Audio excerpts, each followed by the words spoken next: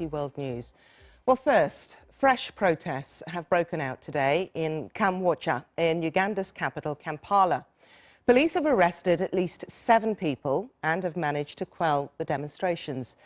Well, these were the scenes earlier. Protesters setting fires and blocked roads. They're angry about the continued detention of a former resident, the popular MP Bobi Wine. Mr. Wine is in custody after appearing at a military court yesterday. He was charged with firearms offences.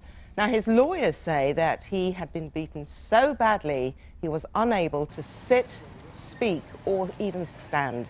Well, the level of violence used in the run-up to the Arua by-election has drawn international condemnation. Earlier today, EU officials said that there was no room for repression or violence in a modern, democratic Uganda, whilst the United States said that detainees have the right to humane treatment, due process and access to lawyers and, of course, to their families. But that was something that Mr. Wine had not been granted until today, when his wife and his brother were finally allowed to pay him a visit.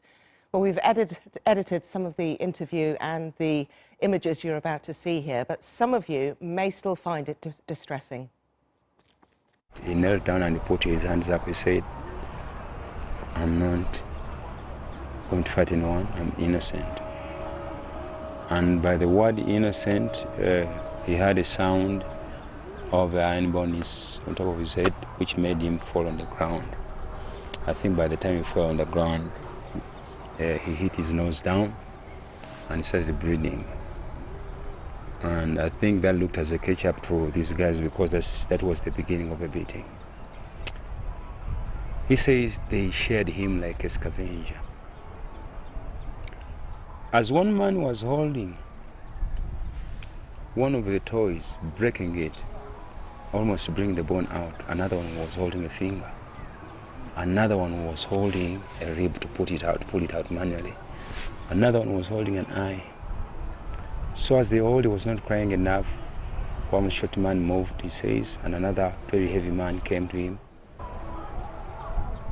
So by the time he was half collapsed and he could only hear sounds on his way as they were beating, until he collapsed totally. He woke up, maybe, he didn't tell me whether it was the following day or it was the day in the evening, only to find himself in a container, some kind of container chained up. So they took him somewhere and they started injecting him times that he cannot count. He says he cannot tell what was entering his body by that time. Was it medicine? Was it toxins? Was it any kind of substance? Yeah, I told him, "What do you think? Have you talked to anyone?" He shook his head and said, "Baba, can I tell you something? My body is weak, but my heart is the strongest." We're calling upon the international community, because Uganda does not live in an island. Why are you leaving Uganda alone? Why are you leaving us to die?